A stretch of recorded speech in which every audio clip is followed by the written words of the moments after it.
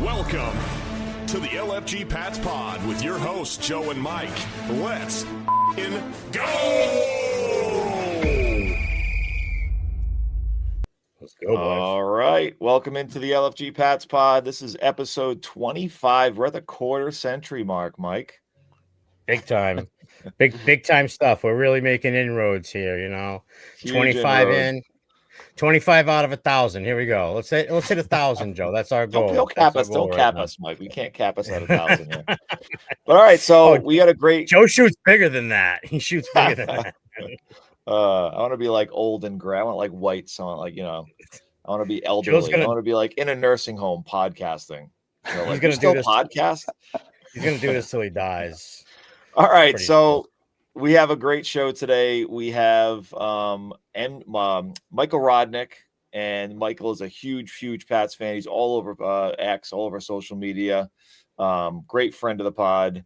And then we have BriTalksPats. So this week we decided instead of going rival podcast, Mike and I don't really respect the Panthers that much. So we're like, you know what? We don't want to talk to Panthers podcast people. I don't know if we have the right to say that, but we're saying We don't it yet. anyway. We don't yet, but we're saying it anyway. Brian, welcome. Thank you for having me, guys. I'm excited to be here. I kind of agree with the sentiment. I mean, I don't know any Panthers fans, to be honest with you. I don't know one in real life, so it's probably They may a good not call. exist. I don't know. I'm not sure. The only Panthers Panthers fans fans I in here. knew, I only knew them when I lived down there for 10 years in like the late 90s, early 2000s. I had season tickets to the Panthers. I missed the whole first dynasty. I was down in Charlotte, North Carolina.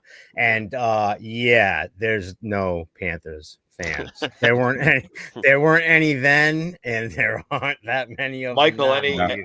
any Panthers fans in Pennsylvania? So, in Pennsylvania, no. I did live in Huntersville, North Carolina, so right outside of Charlotte for a year in Oh, wow. 2013. I was at that game where Gronk was pass interfered. I was in that end zone. Wow. Oh man. It wasn't a full stadium, but it was a good time. Nice stadium, good people, but Yeah. They got Awesome. screwed on that deal, by the Dude. way, too. That was a clear Yeah. pass interference. I Clear. recall it. He got I recall it. mugged. Yeah. He got mugged. did. Yeah. They almost- did. they were Luke pulling his Kuechly, pants come down. on. The guy should be indicted. Absolutely. Yeah. Oh my So- god. All right, so we got a great episode, guys. We're gonna talk Steelers. We have some gripes. We have some silver linings. We have some nice, some good things to talk about. I think it's a good building point, but we'll get into that. We're also going to talk about obviously the upcoming matchup with the Panthers, and so that's going to be fun too because I think it should be a get right game, and we're all kind of saying the same thing. But before we get into that, we have to talk about the sponsors, Horizon HVAC. So Mike and I and Brian, you're from Massachusetts, right? I am. So, I'm from Massachusetts. the Northeast, and obviously Michael too in Pennsylvania, the winters are pretty rough at times, and it can get real cold. You do not want to be caught out in the cold without your HVAC system. This Horizon HVAC team is amazing. Mike Cesarone is the owner. I shot him a note. I said, "Look, man, my stuff's just not, cooling up the same. It seems like it's running a little inefficient." Their team came out real quick, no hassles, took apart my whole system, cleaned it up, minimal charge. And then I found out they had actually a plan. So there's like a silver, gold, platinum tier plan. The silver is around $250. They come out once a year. And for me, that's good, right? Because it gives you peace of mind. You know your system's going to be working. So Horizon HVAC, check them out. They're a Rhode Island company, but they service, the New England area. The next sponsor we have is Rhode Island Kitchen and Bar. So if you guys don't know, on October 5th, we're hosting a Rhode Island tailgate of the Bills Patriots away game. So it's going to be awesome. The event starts at 6:30. If you buy a hat, a mug, a shirt, or whatever, you're going to get a free ticket. And guess what? If you guys just want to come down and support us, come down for free. It doesn't really matter, to be honest. Friends, family, and fans. If you come in, you say you're here for the guys, you're getting in one way or the other. And you're gonna experience Ryan Bissett, the owner of Rhode Island, and his crazy concoctions. He's got a menu. He hasn't sent it to me yet. He's working on it. But this guy's in the lab like we are with the Patriots. He's in the lab with all this crazy food. He's got a ton of beer on tap. He's a mad scientist. Mike knows he's the guy's. We should be wearing a lab coat. But Serious. amazing stuff. It's in Providence in the arcade again, October 5th. We're gonna be promoting it. The Foxborough fellas, Pete Collins is gonna be there. We're gonna have Scotty B from Pat's Planet there, and so we got some guys lined up. There's gonna be 4 of us. We're gonna have kind of 2 streams going like we do here, but with 2 screens, and we're gonna be interviewing everybody that goes. Not everybody, but the people that are real fun. The people we deem worthy. Exactly. So, all right. Without further ado, guys, Brian, this is your open mic session. If you want to freestyle, if you want to do whatever you want to do about the Steelers game, give me it. All right, let's see what I got here, guys. Man, I mean, look, guys, I think we all were watching that game, and every drive we were like, what is going on with the football? What's going on with the players? You're like, I was yelling, get Ramondre off the field, and then Gibson goes to cost it out. I'm like, all right, thank you, Gibson, for making me look like a dummy, basically, for just saying put you on the field and you go there and cough the ball. Missed opportunities left and right. Every time it seemed that we were getting things going, something would happen, and then it honestly felt like we should have won that game going away at least 34. It should have been 34-14 to me, the way I saw it. At least 2 scores. Yeah, and even I'm not gonna cry too much about the officiating because, obviously I didn't agree with a lot of the calls. I thought a call on Alex Austin was a DPI that kept a drive alive was very ticky-tacky. But again, when you cough the ball up, you can't really cry about the officiating because you do that to yourself. You're not really helping your case, and you put yourself in a position where you might be getting affected by a bad call. The game should not have been close. I thought we thoroughly outplayed the Steelers from the second quarter on, and I thought the defense did as good a job as possible given the circumstances that they were put on the field over and over and over again.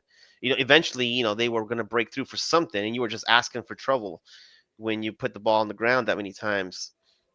And I mean, I don't want to talk about Pup Douglas because that was I don't know. I just don't think that connection. Oh, what happened? I already repressed it. I don't even remember what happened. I don't know what happened. We're gonna get into it. I don't know what happened with Pup Douglas, but just to give you a summary of the game. Who is this guy? Yeah. I think one of the main issues that I was looking at, once I started looking at the all 22 is a lot of long drives with a lot of empty results. And I think that's something we're going to have to start looking at. I think it's not sustainable to have 15, 16, 17 play drives and everything has to go perfect where the quarterback has to be perfect on 17 plays for us to get a score. I would like to have maybe one of those 6 play drives where we just big chunk plays and we get something going and we can respond in that way. But dink and dunk down the field, and it's in the big 2025. It's a little difficult to ask for a 23-year-old quarterback, and I thought he played well for the most part. So that's one big takeaway. I really thought, I was like, man, there's a lot of plays. It took a lot of plays, a lot of thinking and dunking here and there, and there was a lot of guys open. And I don't know if that's McDaniel's design or just made pressing. I don't know. I mean, it poses a question here. And Mike Rodnick, I'm going to ask you this. Is it better or worse that we saw them put together a 15 play and a 17 play drive and not come up with those points? Is that encouraging from just an offensive functionality standpoint if they can eliminate those mistakes, or is it just like sour grapes? You know what? I'll say I'm the glass half full guy, right? Oh, I can see it as an encouraging thing because you got a new offense, and the dinking and donking. Totally agree with Brian. I mean, you look at Drake May's pass chart, so many, 10 yards and less, 5 yards and less were a lot of his passes. But what we were at 4 for 5 on fourth downs, I think, or 6 for 13 on third downs. I think he leads the league. I think he leads the league in third and fourth down conversions. Yeah, I mean, when you look at that, when you think about last year, when it was third down, it already felt like a fourth down. because, we were usually third and long and weren't converting those. So the fact that we were able to extend plays, it felt encouraging. We were able to move the ball down the field. And like you guys said, we had twice as many passing yards. It doesn't feel like we had 119 rushing yards. I'll say that. But, the ability to move down the field was encouraging. The pass game, gosh, I just wish we would, push it down a little further. Love Hunter Henry. He's coming along. Hopefully he's, I know he had a little knee issue there. Hopefully he's not banged up, but he's kind of like the pass attack that we have right now, because our wide receivers, they're not performing. I forget who it was. I think it was someone on CNLS or whatnot said that, did we love Pop Douglas because we didn't have anyone else? Like, oh man, it's a fair question. It sucks to say that. It cuts deep. It really does. The kid is a dynamic athlete. There's like so much potential there, but it looks like he's not getting it. Is he getting it or not? They don't seem to have any chemistry, him and Drake May. And Drake May has established chemistry with a bunch of other guys on the team. Yeah. Right. Yeah. And what killed me the most, obviously the turnovers destroyed like so many opportunities, killed those drives. But the first time you're within the 5-yard line, you didn't even try to run it once. You passed it first down, second down, and the tip pass INT. Why did you not try to at least run it once? You had all 3 of your timeouts. You could have stopped the clock. That was a bad sequence by Josh McDaniels right there. I agree. That frustrated me so much. Now, who gets the ball? I don't know. I feel like it's Russian roulette at that point. But yeah.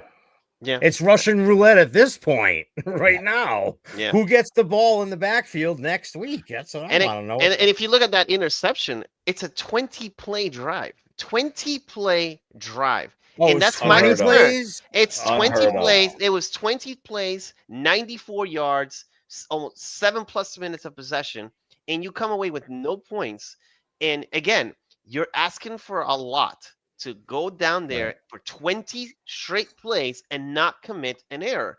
Right. It would benefit the team. Obviously the efficiency was great for most of it, but it would benefit the team, Drake May especially, if you could get plays, yards after the catch, big chunk plays where you don't have to work so hard to manufacture a scoring drive. And that was my biggest takeaway from this game. I really started looking. I was like 20 plays, 94 yards, and 0 points. We came away with 0 points. That's insane. And I think it, like you said, you said this earlier with a 23-year-old, that many plays. I mean, you're asking for something to go wrong, right? Everything at that point, everything has to go right. And there's so many, like everything, there's so many points of failure, right? It's the snap, it's the this, it's the that, it's catching the ball, it's running with it, it's protection too.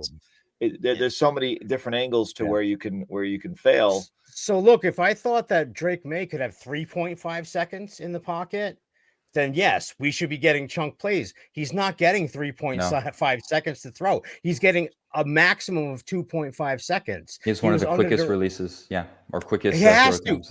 They're designing it that way because they're getting pressured all the time. Will Campbell gave it up, 7 pressures to Nick Herbig? And Nick Herbig is a beast. Like, he's a speed edge rusher. Like, he's a crafty dude. So I understand that. But that's why they're having to call those plays where you have to get it out within 2.5 seconds. The one or the couple times that he had over 3 seconds to throw, that dig route back from Booty on 3rd and 13, that's the example of what you want, how you want to run that offense. Just give the kid an extra half a second to make that decision.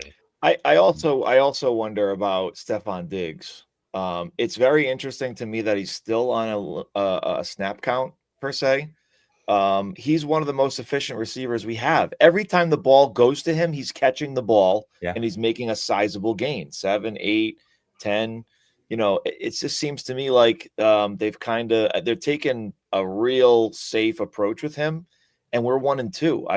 To me, it's like, is there inflammation? Who knows, right? What's going on in the medical staff? But yeah, so that's the head scratcher for me. Joe, do you think it's injury based or performance related? I don't think it's like I said, every time he's targeted, he catches the ball and it's a sizable gain. And yeah, he's not like a yak monster by any means, but sure-handed, gets open. He shakes the first guy every time, gets open. He's wide open. I think he's a third down chain moving Yes. slot. That's what I think right there. So At this point of his career, absolutely. And it should have been Diggs running that route. Yes. exactly not Pop right. Douglas. He Pop would have Douglas fallen should not have forward done- for that first year. But right, again, is he on a exactly right. snap? My point is he on a snap count? And are they saying, oh, hold back? You know, It With the wasn't game on even- the was he line, on the with the field, game though? on the line. With the Yeah, game on the line, right. Yeah, no, you can't. Game you on the can't do that line. with the game on the line. 4th and 2. You're at that point again.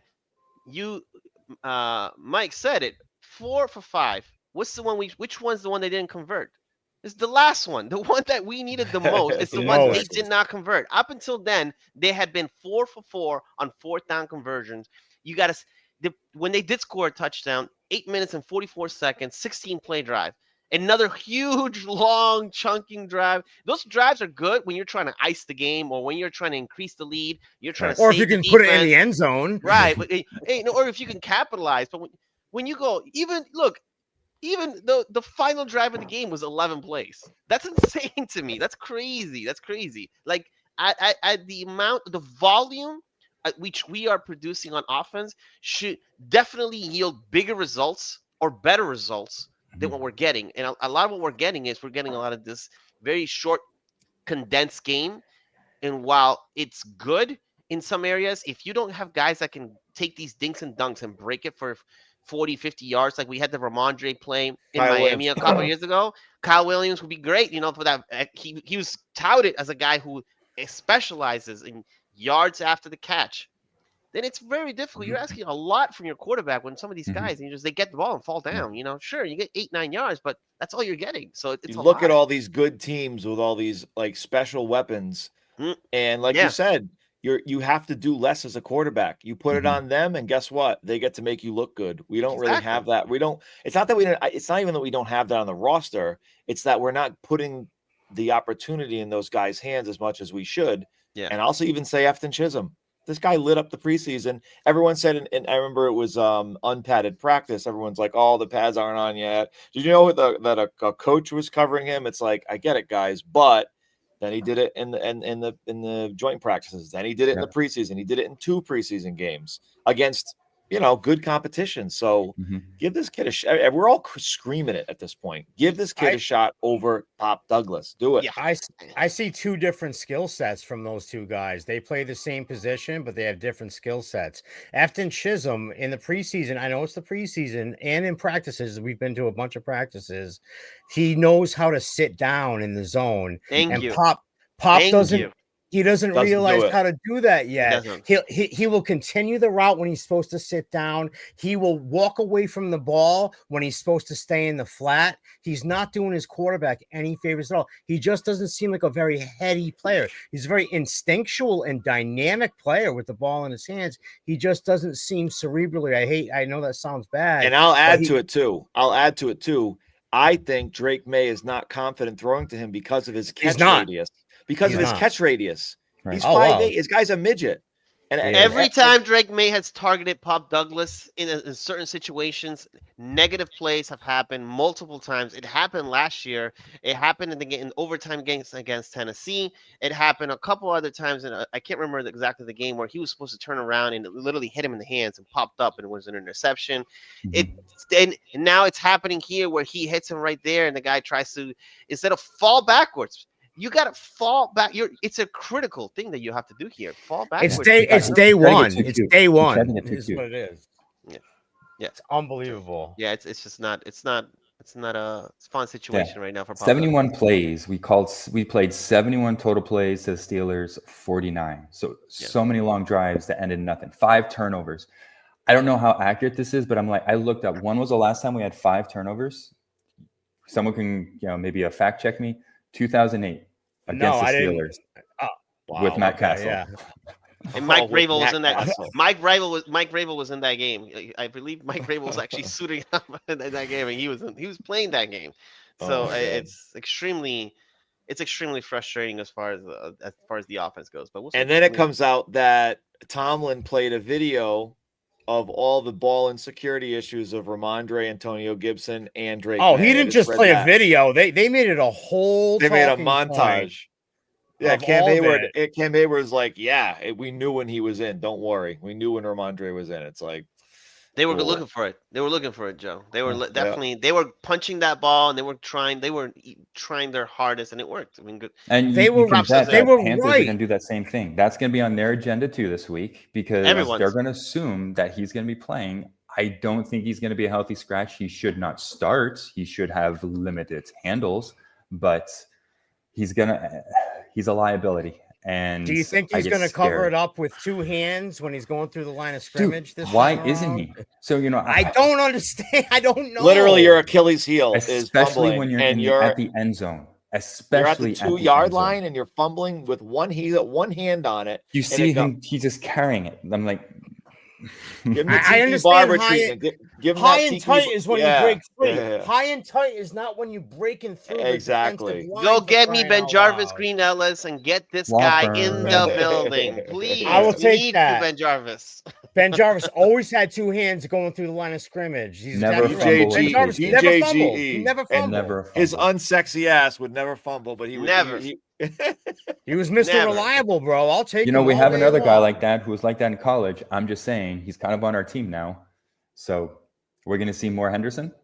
I don't know if We have I don't to. think he can carry the bell cow, but he should get more touches. Maybe not running, but he needs more touches. That ball needs to Yes. get in his hand. I don't We are get why they don't run him on the Alvin Kamara route. And everyone knows that route. If you played Madden, you know that route where it's kind of a little like arrow where you go out and then directly over you're basically having an option route the middle, where you have like Hunter Henry running a post up the middle and say, okay, what's this linebacker going to do? Is he going to go with Hunter Henry, or are they going to take away the running back route?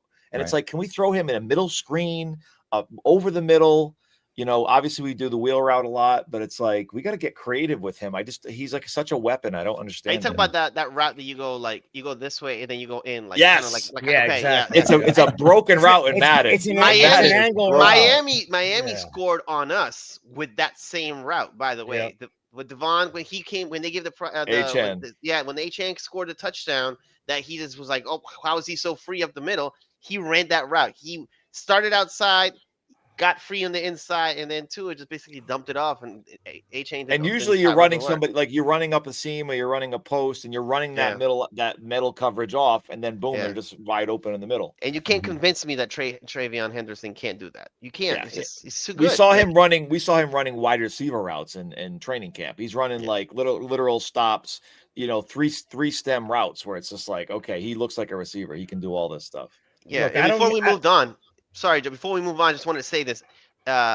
Chisholm, you know what he does well? Take contact. You know what Pop Douglas can't do?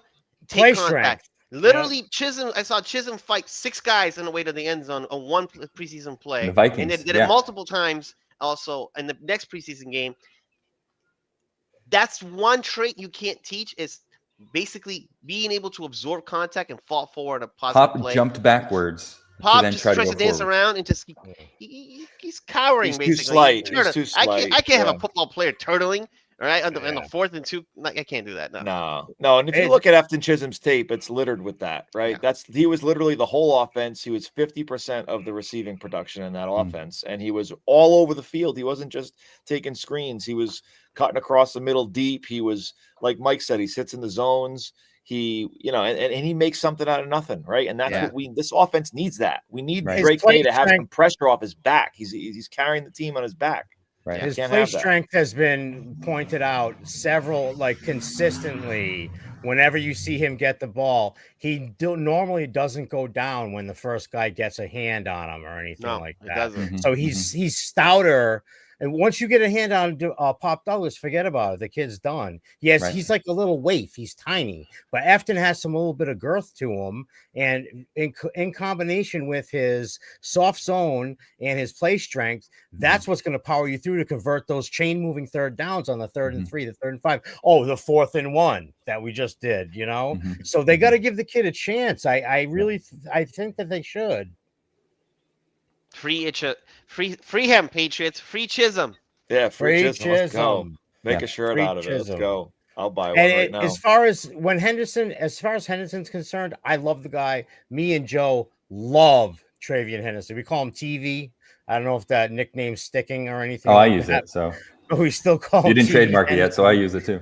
Yeah, I know. exactly. So, and we're not going to because I don't know if it's gonna, I don't know if it's gonna hit or We anything. don't do but- anything legally around here. No, not at all. But it Just print the seems like T-shirts. Just print them. Just print them. Exactly. Yeah, Yeah. Let why somebody not? give you a cease and desist. You know. Screw it, why not? But the game does seem to be moving a little bit quick for him. The most surprising thing to me is that he's too urgent. He's hoppy. Breaking through the line. Yeah. He doesn't want to wait for a block to set up that he knows the play design is to wait for that block, the duo block, for example, to set up and then let the guy stand behind those two guys, let the other guy peel off, and then follow that guy. And I know the exact play you're talking about. On the left side, it was Campbell was pulling out there. It was two guys in front of them, and they didn't even make contact yet, and he's running through them and getting tackled. I know you saw a lot. exactly. That's what James White did. He was always patient behind his blockers, almost like his hands on him until he sees that route or that hole. That use your hog, for lack of a better term. Just start watching some Le'Veon Bell tape, and you know how patient he was. The most patient runner. That guy looked like it was in slow motion back Yeah, then. he would like have some tea, relax, chill. He took patient to another level. Yeah. But I do agree with you guys. I mean, every time Travion got the ball, he was like blasting into the line. I was like, where's this guy going? Yeah. He's going. Which is good if you have an elite offensive line, right? I think there was a stat in the Sunday night game with Jahmyr Gibbs and Derrick Henry, and they were 1 and 2 at speed at hitting the line. I think it was like 11 and a half and 11 something, literally 1 and 2, Jahmyr Gibbs and Derrick Henry at speed at going at the line. But you're talking about those offensive lines versus ours. And if you have a ton of yards before contact and you have that speed, forget it. You can just go to the races, you know, but we don't have, he just needs he needs seasoning. He needs a little seasoning. He was touted as the best the pass blocker coming out. And now he's in a different system where they're making him do 2 reads at once. And he keeps making the wrong read and he keeps getting. What kind of seasoning though, Mike, are you putting on Travion? Reps. Reps. You need more reps. No. It was a food joke. I said, "What kind of?" You said he needs seasoning. I said, "What kind of?" Anyways, if you have to explain it, I'll put him in a brine and let him marinate for a week. I like that marinade. How about that? No, I'm gonna put fucking Ramondre in a brine. Put that guy in a brine. Well, no, put him in a box, bro. All right. Put him in a box. I need to find out that Mondre was at a Diddy party somehow, and I'm pretty sure send them to a terrorist watch because I can't deal with any more Ramondre fumbles. 16 fumbles. That's a chronic disease at this point. Okay, you need to stop. Like, it is. Come on, man. He needs help. I'm a Ramondre apologist, and I have no defense. I have nothing to say. I got nothing. You should have heard me yelling at my phone because I was actually coaching my son's game while like the second half was happening. And I'm yelling on the sideline, send fucking Mondre to the goddamn moon. I was like, dude, blast this guy off into space, please. Yeah. And in the meantime, a bunch of 7-year-olds are like, what is this guy talking about? What's he talking about? Said, don't worry about Coach Joe. You'll be okay. And for what PFF is worth, he's the worst rated run grade running back, but he's the 5th best receiving. So I saw that. You posted that, right? Mm-hmm. Isn't that something? Oh my Lord. Mm-hmm. That's all Drake May, Mike. That's all Drake May. Yeah. Drake May, I'm telling you, like Drake May, when I saw him play live in Miami and I got to see this kid actually, because I got, sometimes in the TV, you have too many things going on. You're trying to watch some stuff, like you're listening to a comment in the game. I just sit there and I just wanted to watch May operate in the pocket. I wanted to see like what was going on through his progressions, and I could see on the field what his progressions were. And with the second I saw Mondre just peel on that wheel route, and the stadium started roaring because it looked like it was going to be a sack, and he steps up in the pocket and just drops it in the bucket. God, and I'm like, for a second I was like, is that wait, that's from Mondre making that one like overextended over the top cat? I was more shocked than anyone. It was a miracle. It was insane. It was insane. It was Drake May is doing some wonderful things for this team, and I think people should be pretty excited so far that he's been able to do it, like what he's been able to do. Because once I got to see the team live and the pieces around them and how they're operating their offense, I'm like, wow, they're asking a lot of him. They're really, the Patriots are putting a lot on his plate. And it was I believe there was a quote in the preseason that they were putting too many things on his plate, and was he ready for it? Like, was he ready to absorb all the stuff yeah. that, you know, They like were all Josh saying that. McDaniels was going to put that stuff on it, whatever. Yeah. I mean, fill his fucking plate up, please. Like, he can do it, but you also you got to cut him some slack and make some plays for him after, you know. So something's got to give there. I don't think I think it's really overstated that he has too much on his plate. I don't think that's the case. I see him with complete mastery of the plays that Josh McDaniels is feeding him. I feel like Josh McDaniels kind of has a little bit of kid gloves on with him until he figures the whole thing out. The thing with Drake May is in-game decisions, his decision making. We have to get over that, and I'm not quite sure how to do it. That one to Booty, where if he feathered it toward the corner, it would have been an easy touchdown. And the one where he tried to shovel it to Henry or whatever, when he should have just wrapped it and took the sack, those are really bad plays. But I expect that as long as he gets better, because he seems to get better. I don't think the playbook's too good for him. I think too big for him. I think that they're putting him in position to succeed. He just needs to go and execute a little bit better. That's all. Right. I think one of the things that maybe I'm overlooking it, but it looks like he doesn't get sacked well, like protection of the ball. I don't know if he's just trying to get that extra yard or whatever, but it looks like he's not protecting the ball as well when he's being sacked. Whether he's trying to shake it or whatnot. I feel like a lot of his fumbles during those sacks happens because of just poor protection. He's going to protect his head better too. Just you know who was the quarterback that led the league in turnovers before last year? Josh Allen. He would fumble. Josh Allen would fumble at a rate that you would not believe, because he would, like, again, he was always trying to make plays and taking on contact and making additional contact. And, you know, Josh Allen's not the type of player who's just going to, you know, take a sack and just kind of, you know, cower away and turtle in the corner. He's actually going to try to fight you back on on the yardage, try to break free and do things.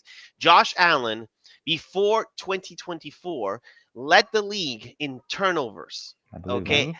As a quarterback, he led the league as in turnovers, whether it's interceptions or fumbles. Okay, I think he had an equal number of interceptions and lost fumbles. He led it, and then guess what? Last year he goes in. I think he doesn't throw an interception until for like I don't know a game. What game was it that he had this ridiculous streak where he started the season with the first 8 games. I don't think he had. Well, they don't have a turnover yet this year either. Yeah, and then he doesn't have a pick again this year. He's playing clean football. He looks like MVP to Josh Allen to me. Yep. That gives me a lot of hope. Yeah. There you go. Perfect. That's what I'm hoping eventually evolves out of May, where he eventually figures it out. The game slows down for him, and he's able to be like, okay, this is where I can take chances, and this is where I can not take the chances. This is where I have to put away the ball and do things. I want to see more from him. I definitely want to see him take more shots downfield and open up the offense. And I want to see McDaniels do that for him. I want to see 100%. May do that for him, because I do feel like he left out a couple of plays on the field against the Steelers on Sunday where he had guys open down the field. He just didn't take the shot. And again, I think that's just him, May, going, well, this is place 14. You know, I'm not going to make a turnover now. And I just have to take what the defense gives me and just make sure I keep converting first downs, you know, converting on third down, taking care of the football, getting positive yardage. But now I want to see him actually be like, okay, I'm going to make something happen. I'm going to take a shot and see if I can do that. So I would love to see more of that. He seems tentative in that area about putting it downfield. And I think that's a byproduct of Josh McDaniels' scheme and his play calling. He doesn't want the kid taking shots downfield, but at some point you are going to have to unleash him, because he is dynamic when you get him out in open. That's why they're doing a bunch of bootlegs and getting him out of the pocket, getting him on the run, and people moving all over the place. That's what you want to do with that kid. He's great at throwing on the run, but when he has a guy that's like massively wide open, you can see him aiming or guiding the ball and trying to feather it in or trying to fire it in, whatever it is. You can see when it's wide open, he like kind of struggles with that. The second he learns to just eliminate that part of his game and grip it and rip it and know when to feather it in and know when to fire it in, that's when he's going to turn the corner. He's never going to be Josh Allen. They're two different players. I don't care how much they get compared to. Josh Allen is a friggin' bulldog. He's a wrecking ball. I don't want Drake May to be that guy. Okay, he's a pocket passer first, and he's great on his feet. He can pick up a 3rd and 3 by scooting out of the pocket. That's what you need out of your pocket quarterback, and he has the actual physical ability to do it. Tommy never did. Drake does. He can get out of the pocket and get the 3 yards before anybody can catch up to him. But I don't want him trucking dudes 20 yards downfield. That's the difference between him and Josh Allen. So once he learns to balance all those things and settle the F down sometimes and just grip it and rip it, I think he's gonna. I think the kid's a stud. He's gonna be great, but it's seasoning. It's only year 2. Josh Allen sucked in year 2, for crying out loud. He sucked for a couple different years, and now look at him. Different players, but same type of trajectory. Maybe he's like chicken bouillon right now. We need him to be Cajun seasoning. Right? I see a little more Justin Herbert in. I see more Justin Herbert in Drake I was May going to say than that. I do. I definitely see more. I like that. I see more Justin Herbert in May's game than I do. Everybody wants to compare him to Josh because Josh is obviously the size and the speed that they can run, but people forget that Justin he can run. Justin Herbert. Oh yeah. When asked to do it, he can move. He's a mobile guy. He can move. He's a big kid too. Yeah. So look, if we have the next hybrid between Justin Herbert and Josh Allen, I swear I will never say bad thing about the Patriots ever. Sign me up for that. Yeah, Brian, I think there's some good points here where, first of all, the game is clearly a much faster speed than at UNC, right? And so he's completing 73% of his passes with the game being at this speed. Wait until we invest more in the offensive line. Wait until Will Campbell and Jared Wilson get more games under their belt, right? So this is what we have to look forward to. And I think this is what Pats Nation has to look at when they look at Drake May. They have to look at him and say, for what's going on and what this team's going through with the line transformation and him basically in his kind of rookie 1.5 year, new offense, new this, new that, he's playing exceptional. There's no other way to put it. And yes, ball security, knowing when to feather it versus this pass, 100%. That'll come with time. But the arrow's pointing up, boys. I feel like we got one. We got the one we need. We got a guy. We definitely. He's a top 10 guy. Look, all I can say to you guys is he's playing top 10 statistically across the board, and we are all saying in conjunction here. We're all saying he has not been unleashed yet. We have not seen him basically, starts actually slinging the ball downfield yet. He still has that part of his game that we've all seen it. He can still unlock that, and he's already playing as a top 10 statistical quarterback. With the skill players and with the offensive line, it'll be. I was going to say the same exact thing. You can only do so much downfield with the players that you have. We're starting Matt Collins and Kayshon Boutte. I like both players. I really like Boutte. I think he's a great. They cap you offensively. But you just need better talent overall in that area. So once he gets that, it's going to be a build. Like it's not all right. Happen. So we're 38 minutes in. And now we have to talk about the lowly Panthers, guys. Oh, we're having fun talking about the last game. I know. Well, we lost too. We're still having fun, which is a good thing. To me, that's a good thing, right? We were all like down in the dumps, and oh my God, we're 1-2. We're airing out our grievances. We're airing the grievances out. But now therapeutic. Let me just give a few different things that when I was looking at the Panthers, what I saw, obviously their defense had some takeaways. Michael Penix has been playing average to below average, 50% completion rate, not really getting it done. As far as their run game, which is they scored 2 rushing touchdowns, I'm not impressed by their blocking. Their yards before contact is 28th in the league. Now the interesting thing, which is going to be interesting with us, is their yards after contact. Chuba Hubbard is 10th in the league at yards after contact. So Spillane had a great game. That was a big plus.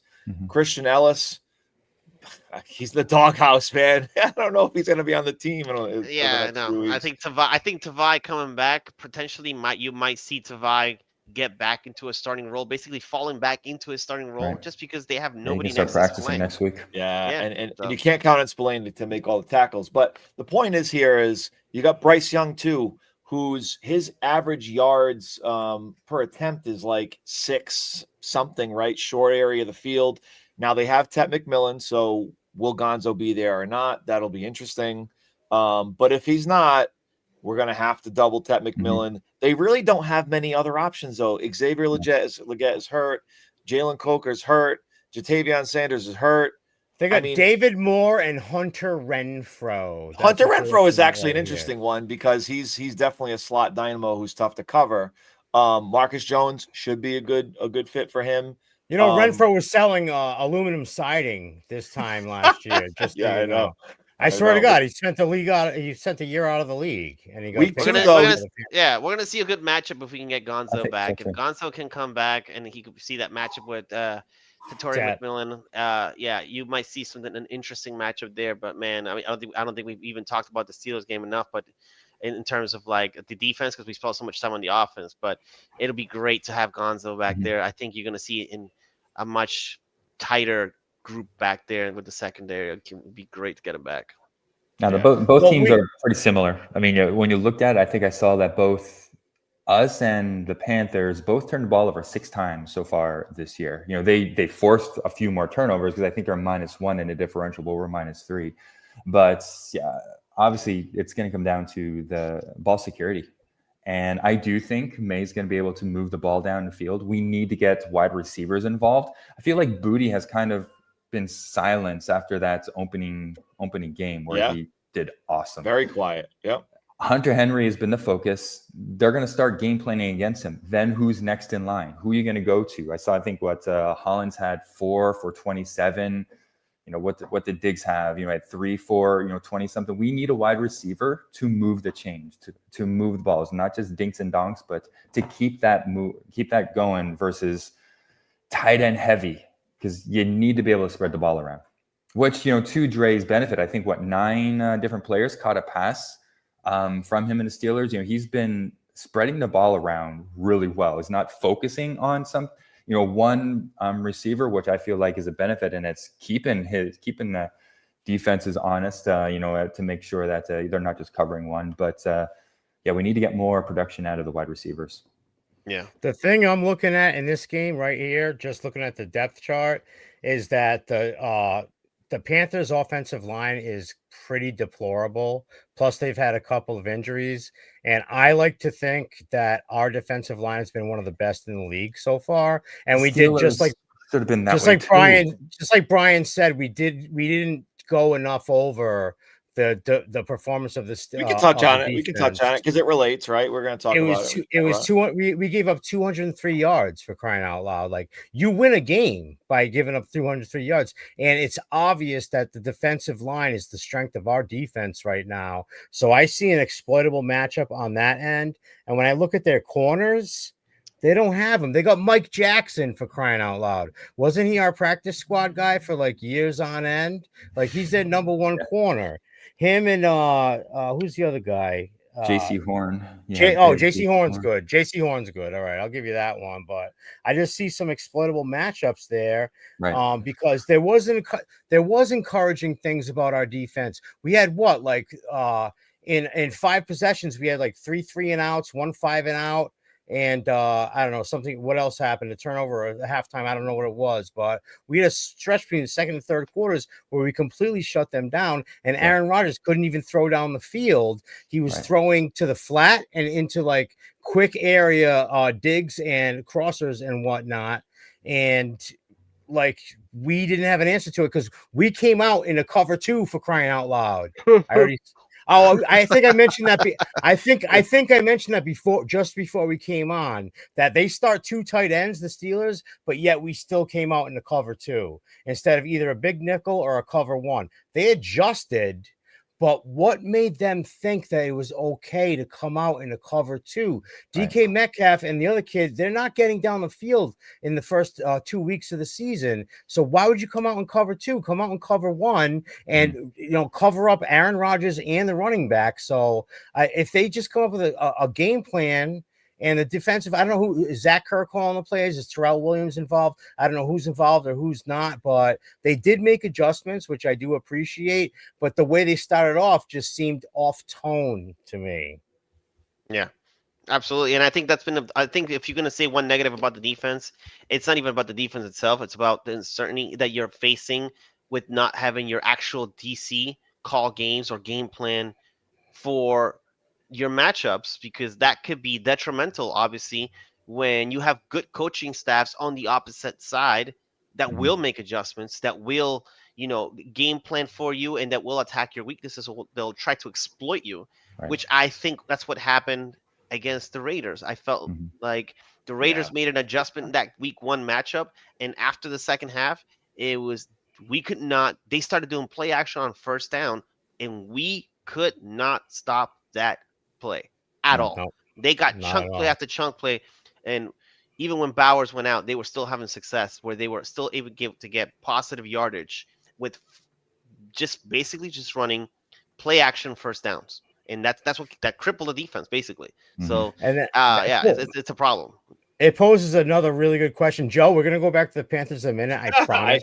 It's okay. It's okay. I just want one more hot button topic I want to talk about. I'd like to get these guys' opinion and evaluate Mike Vrabel's performance right now. I think it's incredibly middle of the road, mediocre, and at times questionable. That's just my opinion. Nobody has to agree with me, but I'm just saying that. What do you guys think about that? Mike, what do you think about it? I mean, he always preached, ball security. We have anything but that. I feel like right now we're not forcing the turnovers. It is that middle of the ground. It's not where I was expecting. When you talk about a Vrabel team, I was expecting a little more discipline. There are how many penalties, costly penalties. It feels like we're encoring 2024 in those different situations. How many times already have we had third downs extended because we had a penalty and gave them a fresh set of downs? And is the team young? Yes. Is that possible reason? Yes. Is it an excuse? Yes. It's not a good excuse. They're professionals. They should be knowing what they should be doing. So in terms of Vrabel, I feel subpar right now because your performance is based on your team's performance, and right now there's a lot of work that needs to be done to perform. Yeah, are we a few plays away from being 2-1? You can't really make much out of week 1, like you said, Bri. Just that whole second half, we disappeared. The interception happened, and we just closed down. There was nothing we could do at that point. But of all the spiteful Belichick years that we had in the last few years, at the very least, Belichick would always say, "We got to coach better." At the end of the day, we got to coach better, and he would always take that on the chin. So yeah, I tend to agree. I think that with the all these penalties, clearly identity on defense is not what he wanted, and they kind of corrected that this past week to an extent. But yeah, what do you think, Brian? Right now we are an undisciplined football team. Right now, when you're an undisciplined football team, that's a reflection of coaching. And when you are constantly dealing with penalties, and I think we rank in the top half of the league as far as penalty goes, it's a problem. It's a problem, and it reflects on coaching. If you come out and you look unprepared, you look sloppy, you are leading the league, or you're in the top half of the league in missed tackles, and you have tackling issues, you have penalty issues, false starts, you have drive killers, and you're asking your offense to either play from behind or play with 1st and 20, 1st and 25, second and 13, and that happened a lot in Miami actually, but the Patriots just were able to continue to get positive plays on second downs. But there was a big down for them was what won them the game basically was they were able to do in second and third down, where they were able to overcome some of those penalties. But that's a reflection of coaching, right? And if just like Mike McCarthy was blasted in Dallas when the Dallas Cowboys led the league in penalties. And it was a reflection of coaching. And while he was there, they were one of the most penalized teams in the league. Right. And now we're looking at the Patriots as a very heavily penalized team, a lot of self-inflicted wounds. Yeah. A lot of times they just come out a little, they've come out a little flat-footed on certain halves. And that's a reflection of coaching. So I'm going to hold you to a standard where I was told that Mike Vrabel should be held with. He's not a rookie coach. He is a guy who has long pedigree already in the league, as not only as a coach but as a player. He pounded the table, culture, culture in the building, doing things the right way, going about doing your job the right way, and that hasn't really shown Reflective. up on the field. So if I was to say I would give him a C minus. I've seen improvements, but I definitely have higher expectations. A Mhm. lot higher expectations than what I'm seeing. I'm right in there. I'm a C minus as well. I don't like the way he managed the roster cut down situation. I still don't know about the whole Jabril Peppers thing. Yeah, That kind of goes up my butt a little bit. The fact that he unceremoniously dumped all the captains without giving them a chance to reestablish their value with his team because he's so obsessed with getting his guys in here. I thought he kind of fumbled a little bit of that stuff. But on whole, does he get a pass? And I'm going to open this up to the field. There's a three game preseason now, and there's a 17 game regular season. So some people would say, okay, well, those first couple of games are an extension of the preseason because the guys are so limited in training camp, they can't tackle live to the ground. They get like 3 chances to do that. So is there any truth to the rumor that because they're treating this, I'm not saying they're treating it, but because teams have to get acclimated on the fly in the regular season in the first 2 weeks, do you think that affected this team in any way? I'll open it up to whoever. I think the easiest answer here is if we're still talking about this midway through the season, then that's out the window. Right. If it gets better, if it slowly gets better and we're going like this, yeah. I'm okay with it. But if we're still talking about this shit and it's week 8 or 9, no, this is the cutoff point. All right, we're going into week 4. This is officially the line of demarcation. They need to start getting their shit together. It needs to get better. It just needs to get better. It doesn't need to be perfect. It needs to get better. Right. Yeah, I would agree with that. After the first 4 weeks of the season, you really should start forming an identity as to what kind of football team you want to be. So, yeah. I mean, Belichick always said that the first few weeks of the season was just figuring out his team, and usually they started, or the one time they started, 2-2. Oh, the season's over. They made a run. Not say that's going to happen, but we have a favorable schedule. Yeah, we do have the Bills coming up in 2 weeks, divisional, but then, there's a stretch there that if we can actually play disciplines, just give me a little more than you've shown. There should be wins on that Titans, calendar. Saints, Browns. It's just like all winnable games. All games that they should be able to have at least a shot at winning, which last year that wasn't the case. Last year we knew we were walking into straight L's. I was like, that's an L. No, we're not winning this one. Well, we're not winning this one. We're not winning this one.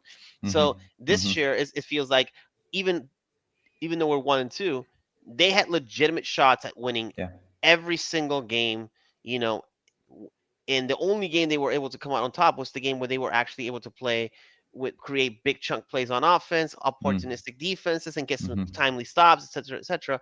And the Steelers game was right there for the taking, and they just honestly just could not. But we all agree, I think, that even an unbiased Patriots fan can tell you, if you look at the stats, if you look at that game objectively, they should have won that game because they dominated the game. It just so happens that they could not get out of their own way to not take advantage of the opportunity the defense was giving them, which is they played lights out football after the first quarter. So they should have a shot, but I don't. Will they? I don't know.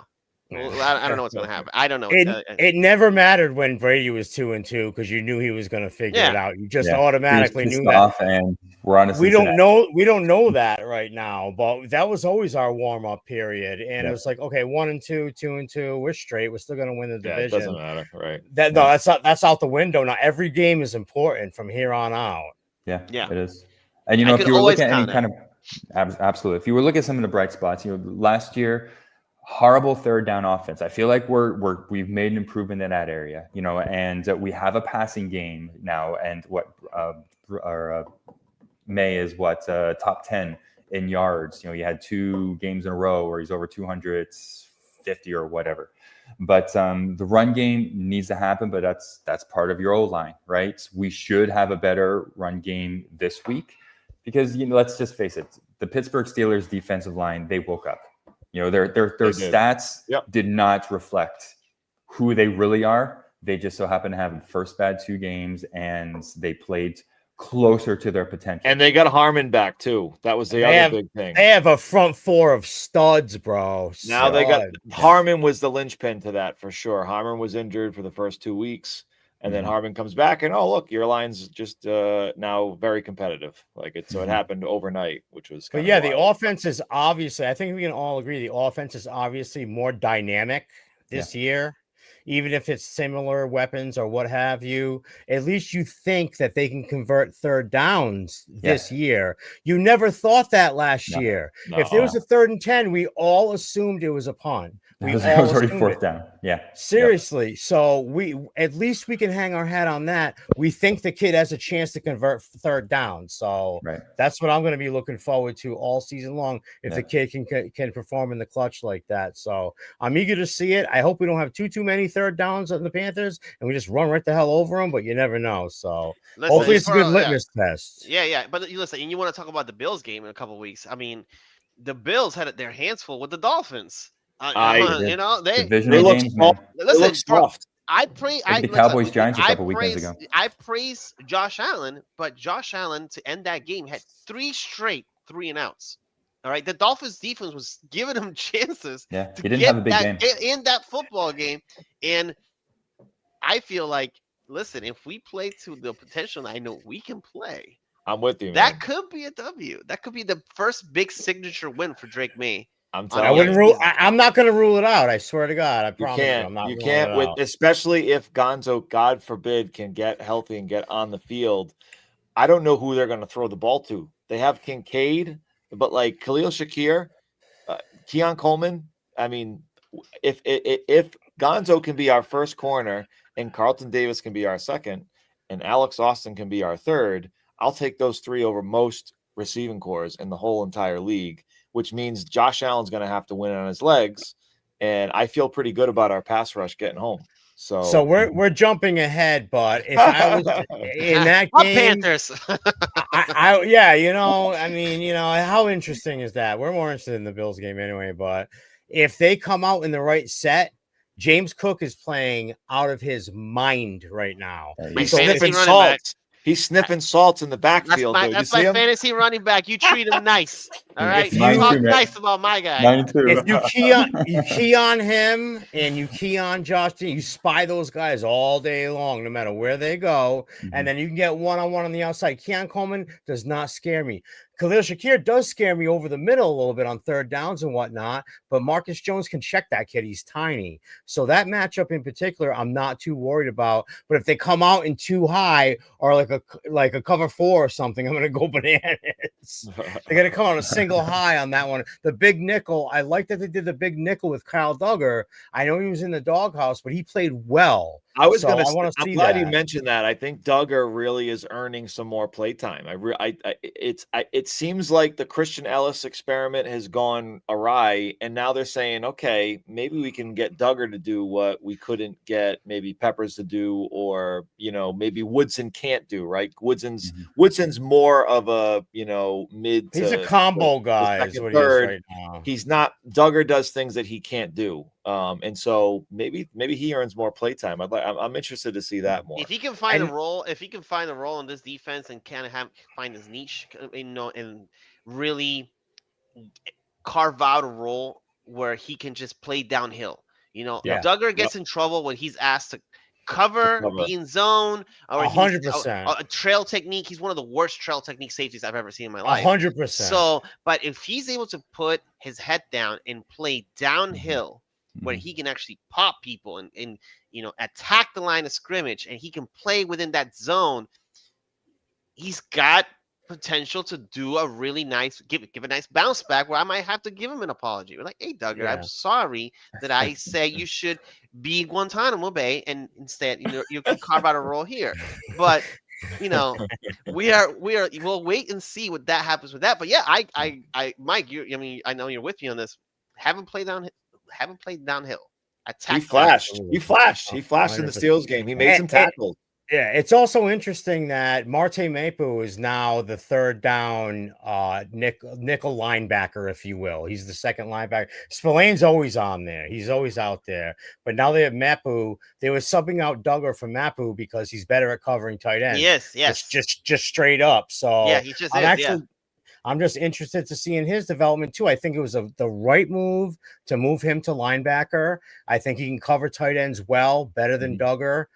So I'm looking forward to that matchup as well. They lost their their first string tight end, whoever that guy was. Jatavion Sanders. He's actually a stud. I think he's a good young tight end. So I'm glad that he's not playing. Yeah, he's good. He's pretty talented. So that we got a break on that. Matchup nightmare. He's not fun to cover.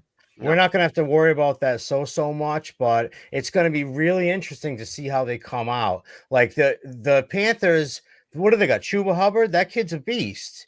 And they got the backup. Rico Dowdell is the second. Yeah, he scored. They both scored a touchdown last week, I believe. Wouldn't you load the box against this team? Like I don't see what.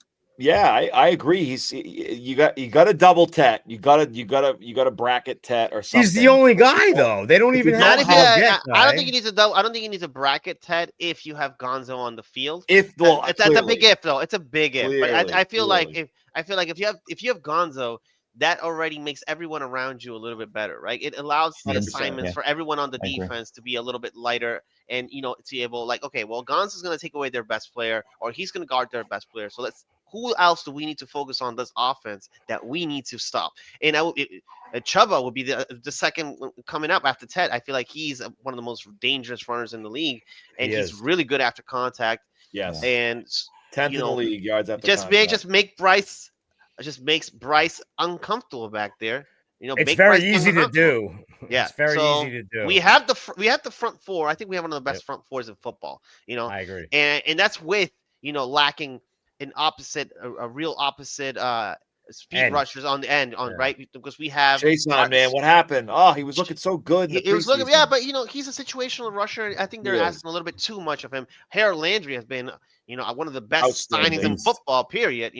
So I feel like if we were to find someone opposite of Landry and just rotate, and then maybe rotate Jason in there, you're starting to cook. Then you're really starting. Also, Joshua Farmer, this kid flash against Pittsburgh. I'm telling you, he played well. Play him more. They should play him more. He was getting some good penetration up the middle.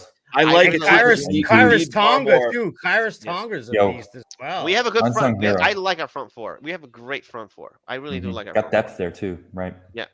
But the jury's out on Keon White. I know he was out with an illness and only played 13 snaps in the next game, but I don't know. He did decent with them, but it's Keon needs to be inside. I think he's. I agree. Not a guy. He needs 100%. to be inside. Yeah, and unfortunately, we have two studs inside, and then we have two really good rotational guys that also play inside. So Keon just is kind of stuck out there. He's the odd man out. Yeah, he's kind of He said it all. He just said it all right there about Keon White. Nothing to add on that one. Keon, you might have to be traded.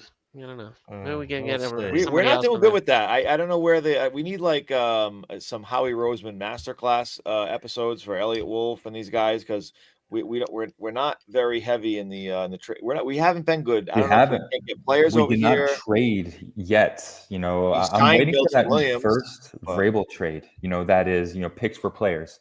Are we going to make any moves, coming up to this trading deadline this year? If so, where are we going to look? Are we looking at like an offensive weapon? Are we looking at more speed on linebackers? Like, I'm curious on what his first move is going to be. Linebacker should definitely be an area to be looked at. I think you can't have Spillane and then just a couple of plumbers back there. You need somebody capable of picking up the slack for Spillane, and also as well. And then again, I think. I'm not sold on our safety combo right yet. It's a little inconsistent. It's a little inconsistency. I think. Feast or famine. Yeah. So I'm not sure what's going on there as far as the safeties. I haven't gotten a real good look at how the rookie has played. I think he's been solid back there for the most part. I think he's missed only 6 snaps this year, and I think Hawkins only missed 1. So Vrabel's sticking with his guns with those. Yeah, he's sticking to his guns. But so linebacker and safety will be the two areas to look at. Maybe some depth corner. and definitely maybe somebody on the skill position player on the offensive side. They did look at the kid from the Titans. I forget his name, Cornerback. but Yeah, the cornerback. yeah. So Oh, they but he looked got traded to the Jets, didn't then he he? got traded to Yeah. the Jets. Yeah, Like so they Yeah. were 6 looking. and They were 7%. looking, which doesn't speak well for Christian Gonzalez's health, if you ask me. No, they need depth for sure. Was it They that, or was it Well- maybe because of Alex Austin? So Or That's Charles fair, Woods, fair, for crying fair. out loud. We had Charles Woods. What happened to replace- DJ James? I thought DJ James was great. They cut him unceremoniously and didn't sign him to the practice squad. He's He out. flashed big time. He I flashed. did he know. go anywhere yet, or is he still out there? He's signed. I I'm haven't pretty sure. seen it, but I know he's not on our practice squad, and No. I just don't understand what Vrabel does. Like, Jabril Peppers and Kyle Duggar's skill set is redundant. Yeah, I get that. But they're also some of your best players on your team. Jabril Peppers still has a fucking amazing amount of He talent. forced the fumble. He is For one of the crying guys that out- forced the fumble. I was like, of course. Fucking I Jabril told Peppers. Joe. was- I told was Joe. poetic. I was like, I hated it. he's gonna light us up. He's gonna make a play against us. Oh, we And knew it. He We made a knew play. That was a big play because that was after the interception, right? He Yeah. forced the fumble on Gibson, if I'm not mistaken. He correct? forced You're it right. and he recovered it. He Yeah. forced it and And recovered again, we were in Pittsburgh territory after forcing a turnover on their side of the field, and 2 plays fumble. I'm like, I can't. I was like, I didn't know what to do with myself. It hurt. Couldn't help but laugh. Seriously. Yeah, but go So- Patriots. We're all in on this Sunday, I believe. I think. Can we do some predictions? Anybody want a prediction? I don't know what the over under is. I don't know if anybody knows. So what the we're over-under 5.5 is. point favorites on FanDuel. I Oh, do whoa. know that. Yeah, right. After That's what too- Carolina did, after what we did, we're 5.5 point favorites. I love That's it. too much. We're playing at home though, right? We're playing Yeah. at home. Yeah. Oh, this Yeah. is an L. We're losing. Next game. We're playing the Bills. I want to look ahead to the Bills again, please. Can we look ahead In to the two Bills? home games, we scored 27 points. In one away game, we scored 33. It's like we're underperforming at home. And Matt- We're 3-16. We're 3-16 in our past 19 games. Brady lost 3-16. 21 home games in his Patriots career. Disgusting. Yeah, Out you of could about not go into 100. Gillette and win. You could not go into Gillette and get a W in during the Brady era at all. Like it was one of the most rarest things in the world. And now we're over here like, oh yeah, we're 3-16 at home. We literally it's just chop it up. It's an L. So I don't know how confident I feel about this game now that I know it's at home, but I have to believe in Drake May. I have to believe that he's going to continue to progress and improve as the season goes on, and he's able to get a signature win here. So I'm going to go with 24-13 Patriots. I think the defense can force I think the Patriots can force a couple of turnovers. I necessarily fear Bryce Young or their offensive weapons. And I think the defense has played solid for the most part. Mhm. They have given up chunk plays here and there, but I do see some improvement. Mhm. And hopefully, hopefully we can generate more consistency from the offense where we don't have to do 17 play drives and get Right. no points. I think the Patriots can manage 24 points at home. Mike, I'll go next. Yeah, so I'm gonna say that we're gonna come back and they're gonna play more disciplined. I see Henry hitting the end zone again. He's just a red zone threat. I mean, he balls in there, but I don't know who. I feel like a wide receiver is gonna finally get in the game. I'm seeing maybe 3 sacks. I think we're gonna get to Young. Yeah, he's mobile, but the edges we collapse that, so we can come off the edge. I'm saying 27-20 us. We're covering, smashing that line. We're gonna cover 27-20. Cover, like it. I was gonna say the same exact thing. I was gonna say 27-10, 27-20 because I think our defensive line's gonna feast. I think we're gonna get about closer to 5 sacks if I'm lucky. And I don't know if their defense can handle us with our game plan if they come out with the right game plan. But I also expect mistakes on both sides, on our part and their part on both sides of the ball. I expect I expect a couple turnovers from us. I have no choice. I have to just expect it. And now I have to expect that the Panthers are going to give up a couple big plays too. I see Milton Williams getting a couple of sacks, something like that. So I think we're going to make it, but I think it's going to be closer than we like. I'm also going 27-20. I didn't mean to steal your thunder, but I had that number in my head, so that's what he meant to do it. It's a Mike thing. He wanted to do it. It was ESP. Mike, He knew. Mike squared. They planned this out before. Exactly. All right, I'm going to go completely contrarian here, boys. This is a get-right game. It's actually going to play out like a get-right game. And what it's going to do is going to give us inflated confidence going into this Buffalo Bills game. Oh, boy. Where we're going to be absolutely not destroyed, but it's going to be, I think, more lopsided than this game. I think this game is going to be 31-17 Patriots. I think we're going to blow the doors off this game. And I think we're going to have potentially a defensive touchdown, whether it's could be a punt return or a kick return or some kind of touchdown in special teams. But I think it's going to be a big get right game, and one of the running backs is I think going to do a lot of work as well. Which one, Joe? Which one? We don't know, right? Are they going to play Ramondre? Is he going to be with a head of steam and going ham on this terrible run defense? We'll see. But that's my prediction. We like your take. I think we all would like your outcome. I mean, I would enjoy this game so much more, Joe, if it comes out to exactly like you just said, where I don't have to worry about anything. I don't have to have I don't have to have heartburn and look for my Tums, and I don't have to be like, what's going on, and I can't move it, and I have to be like, my kids are trying to talk, like, no, talk to me, I'm trying to watch this. So, I mean, give us the garbage time. Give us garbage time, Tet McMillan. I have Tet McMillan on all three of my teams. Yeah. Give us garbage time, Tet McMillan. I want to see him moss our third string. Now I'm totally rooting against him this week. You know that, right? Now I'm totally rooting against him. You've been fleecing me left and right. Okay, so now I'm rooting against that guy. I hope he gets smoked. I want to see some Kyle Williams garbage time where he gets actual I like run. that too. You know what I mean? Ooh, I like that. Give me Kyle Williams playing time, and you have Matt Collins in his blocking muscles on the sideline for a bit. The game's already out of hand. We can just chop it up. Give me some Kyle Williams snaps. Let him go over there. Let him route up a couple of these guys, and let's see the kid flash a little bit more. That's what I really am hoping for if we get a blowout. You know, like, okay, give me some Kyle Williams. Tommy Cutlets throwing bombs. There you go. Let it fly, baby. Let it fly. Now you're teasing. Now I'm getting crazy. Yeah. Well, he's going to be inactive. He might be the third emergency quarterback. But, I know. This is all conjecture. If the other two guys get hurt, that's the only way you can come in. And let's not wish that.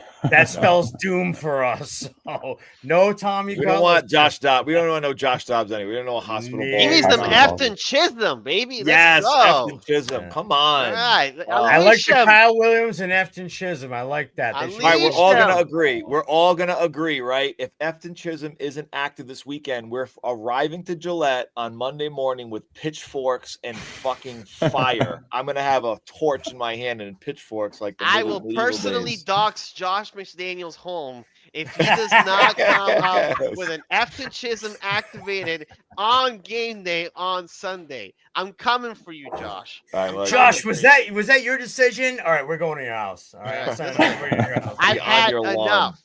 Okay. I like it. That's thank you so much, guys, for coming on. This has been an awesome pod. Appreciate it. Even with the 1 and 2, the 2 losses we have. Hey, with Gonzo, we're 3-0, so I don't care. Drake May's playing great. Once we get Gonzo back, wheels up, boys. I feel like we're gonna have a good season still. I'm still on my 10 wins. I'm still on my bullshit 10 wins. I don't care what anybody says. I'm not moving. I'll keep it. Yeah, I'm planted. So I'm still thank on my you guys. Spot. Yeah, we're good. Thank you guys so much for joining. It's been a great show. We have a lot of great games coming up on this schedule. So keep tuning in, guys. LFG Pats Pod, at BriTalksPats, at MJ Rodnick. These guys are great. They're always putting out quality tweets. Make sure to follow them. Mike, thank you as well. You're cute. Oh yeah, I am. I'm fantastic. Everybody loves me. I'm the belle of the ball. All right, guys. As always, let's fucking go. LFG, guys. LFG. Let's do it.